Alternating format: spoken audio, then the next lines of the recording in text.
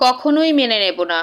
জাতীয় সঙ্গীত পরিবর্তন আমার ব্যক্তিগত মতামত থেকে আমি কখনোই সমর্থন করি না। জাতীয় সঙ্গীতের সাথে মিশে আছে আমাদের অনেক আবেগ।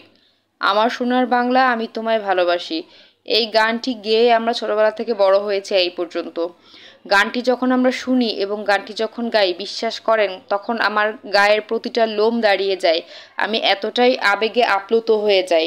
তো এই জাতীয় সঙ্গীতের সাথে বাঙালির প্রত্যেকটা মানুষের হচ্ছে আবেগ জড়িত। তো এটাকে কখনোই পরিবর্তন করার সমর্থন আমি করি না।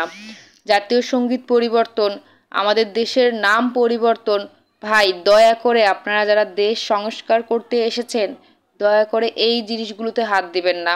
মানুষের এই ধরনের আবেগ নিয়ে কাজ করবেন না প্লিজ। ইসলামী রাষ্ট্র বানাতে চান বা যা ইচ্ছা করতে চান, দেশের নাম পরিবর্তন করার কথা মুখেও আনবেন না। দেশের জাতীয় সঙ্গীত পরিবর্তন করার কথা মুখেও আনবেন না। একদিন গুগল অ্যাডসেন্স পেয়েছিলাম, সেটা আনতেই গিয়েছিলাম জাতীয় বিশ্ববিদ্যালয় পোস্ট অফিসে। সে ভিডিওটাই আজকে দিচ্ছি, আর সাথে একটু ক্ষোভ নিয়েই বলছি।